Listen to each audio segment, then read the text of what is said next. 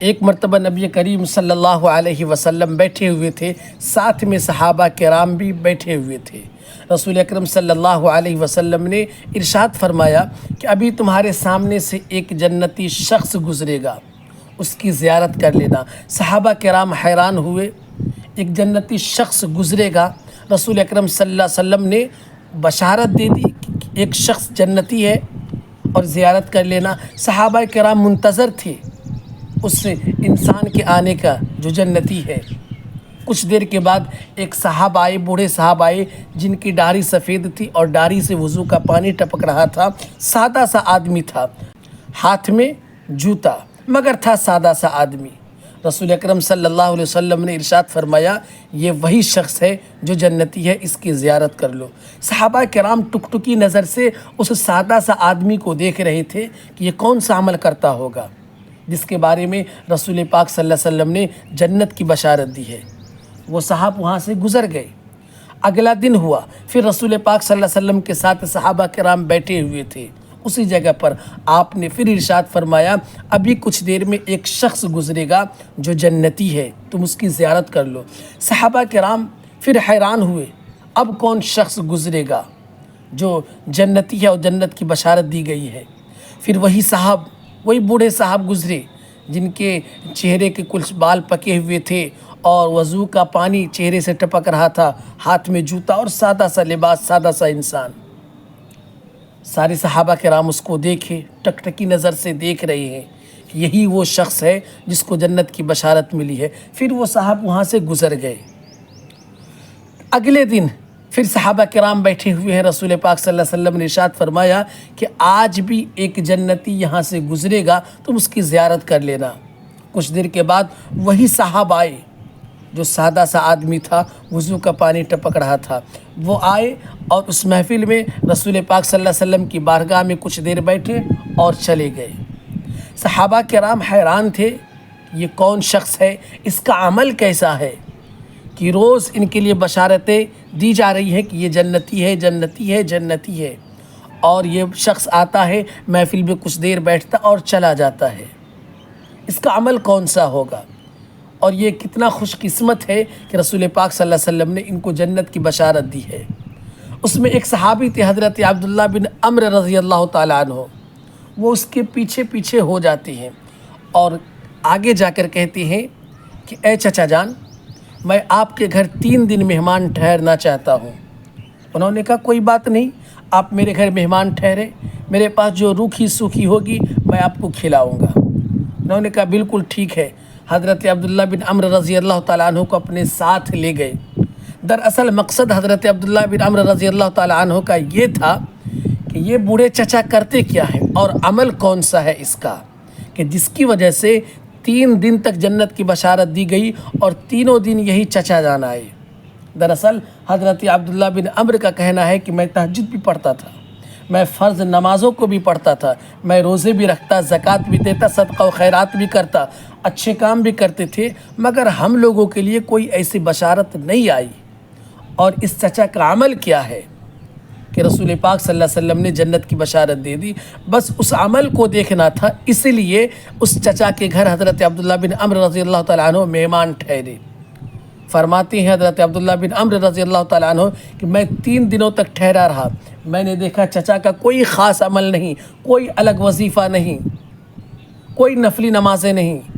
عشاء کے وقت بستر پر جاتے اور سونے کی دعا پڑھتے اور فجر کے وقت بستر سے اٹھتے، کوئی خاص عمل نہیں۔ حضرت عبداللہ بن عمر فرماتے ہیں کہ میں رات میں تہجد پڑھتا تھا اس گھر میں نفلی نمازوں کو پڑھتا تھا، مگر یہ بوڑھے چچا کوئی نماز نہیں پڑھ رہے ہیں۔ حضرت عبداللہ بن عمر فرماتے ہیں کہ چچا جان اب مجھے اجازت دیجئے، میرا 3 دن ہو گیا، دراصل میں آپ کے ایک عمل کو دیکھنے کے لیے آیا تھا کہ آپ عمل کون سا کرتے ہیں، مگر مجھے پتہ نہیں چلا۔ تو چچا نے کہا کہ بھتیجے کیوں تم میرے عمل کو دیکھنا چاہتے ہو، میرے پاس تو کوئی خاص عمل نہیں ہے، میں کوئی خاص وظیفہ نہیں کرتا۔ تو حضرت عبداللہ بن عمر رضی اللہ تعالیٰ عنہ نے فرمایا کہ چچا جان مبارک ہو آپ کو، رسول اکرم صلی اللہ علیہ وسلم نے 3 دن تک جنت کی بشارت فرمائی کہ ایک شخص گزرے گا، اس کی زیارت کر لو، وہ جنتی ہے، اور تینوں دن اس ارشاد کے بعد آپ ہی گزرے۔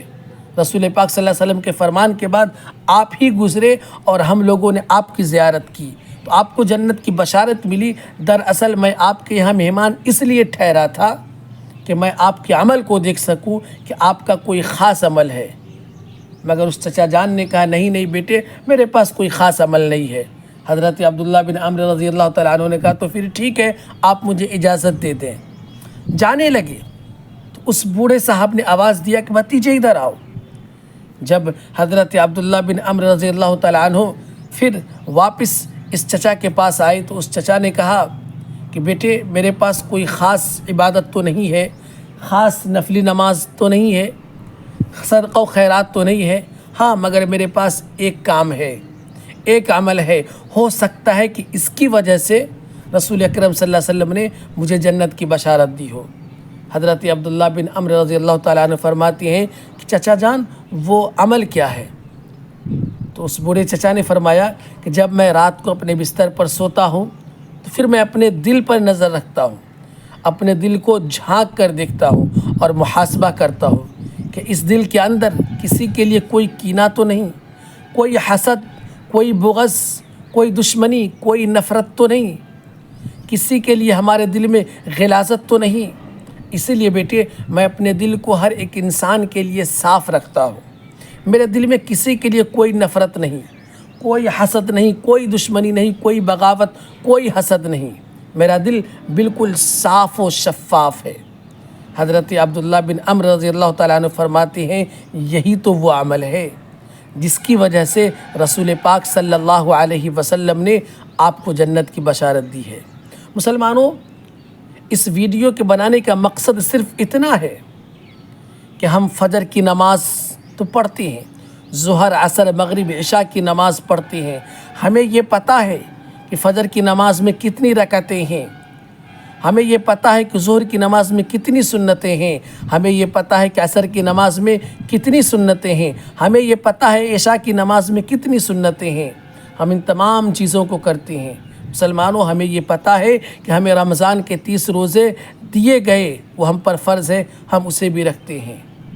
مگر یاد رکھو حدیث کے اندر آتا ہے کہ اگر انسان اپنے اعمال کو درست نہ کرے اور اپنی نیت کو ٹھیک نہ کرے تو یہ ساری نمازیں اور ساری عبادتیں اس کے منہ پر مار دی جائے گی۔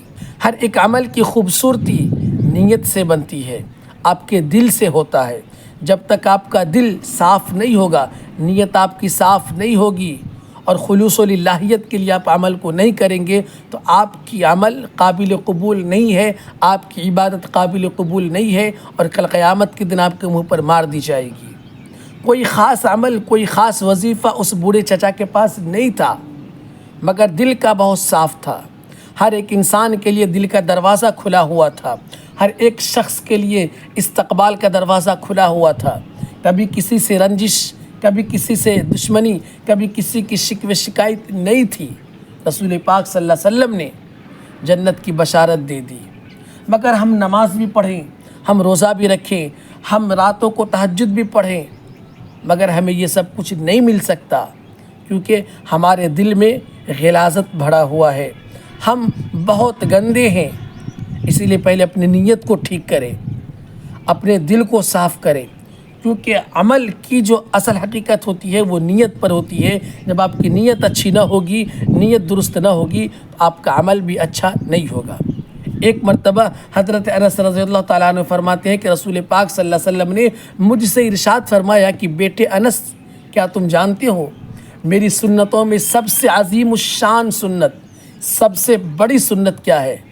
رسول پاک صلی اللہ علیہ وسلم کی سنتیں تو ہزاروں سے زائد کروڑوں ہیں، مگر سب سے بڑی سنت، عظیم الشان سنت کیا ہے بیٹے تم جانتے ہو؟ حضرت انس نے فرمایا یا رسول اللہ اور اللہ کے رسول کو پتہ ہے۔ رسول پاک صلی اللہ علیہ وسلم نے فرمایا کہ سب سے بڑی سنت اور عظیم الشان سنت میری یہ ہے کہ اپنے دل میں کسی کے لیے بغض نہ رکھنا، اپنے دل میں کسی کے لیے حسد نہ رکھنا، کسی سے جلنا نہیں، کسی کے لیے کینہ کپٹ نہ رکھنا، یہ میری سب سے بڑی سنت ہے۔ اللہ تبارک و تعالی ہم سب کے دلوں کو پاک کر دے اور حسد، بغض، کینہ کپٹ سے ہم سب کو پاک و صاف کر دے، اس وبا سے، اس بیماری سے، اس گناہ سے اللہ ہم سب کو بچا لے۔